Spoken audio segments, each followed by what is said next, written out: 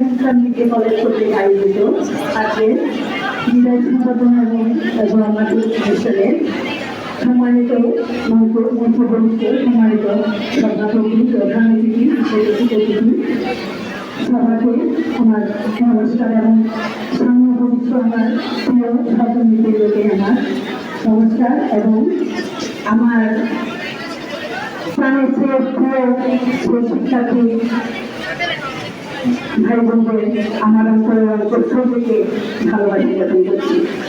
আমি আসলে বিদায় কিন্তু বিদায় নয়, আমি আমাদের জাতীয় কবি কাজী নজরুল ইসলামের একটা কথা নিয়ে শুরু করতে চাই। জয় হোক শান্তিরও জয় হোক, সামনেরও জয় হোক, সত্যেরও জয় হোক। শান্তি, সাম্য, সত্য এই তিনটা জিনিস আমাদের জাতীয় কবি কাজী নজরুল ইসলামের কথায় আমাদের মধ্যে ধারণ করা উচিত। যে জিনিসটা তোমাকে পরবর্তীতে পথ চলতে সহায়তা করবে।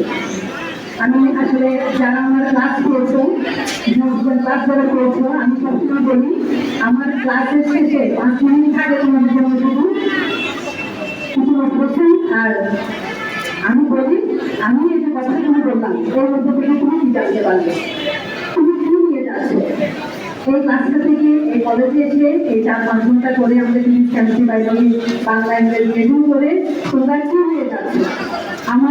আমি যদি 200টা ক্লাস করে থাকি, আমার 200টা ক্লাসে প্রত্যেকটা ক্লাসে একটা উপদেশ তোমাদের জন্য থাকে, জীবন নিয়ে উপদেশ, যেটা শুধু পাস করাই কিন্তু জীবন নয়। তোমরা পাস করবে, সবাই পরীক্ষার্থী পরীক্ষার্থীদের সবাই পাস করবে। পাঠ্যপুস্তকের বাইরেও তোমাদের যে মানবিক মূল্যবোধ, শিষ্টাচার, ন্যায় বিচার, সততা, নিরাপরায়ণতা সবকিছু তোমাদের মধ্যে থাকতে হবে। মানবিক মূল্যবোধ সম্পন্ন একজন শিক্ষার্থী আমরা চাই। সফলতা তোমাদের আসবে, সাম্য, সত্য, শান্তি এই তিনটা জিনিস যদি তোমার মধ্যে থাকে তোমাদের সফলতা আসবে।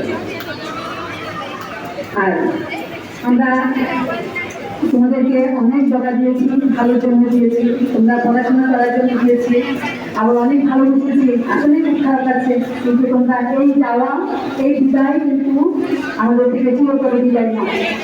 আমি তোমাদেরকে দেখতে চাই অনেক উচ্চ আসনে, অনেক ভালো ভালো জায়গায়।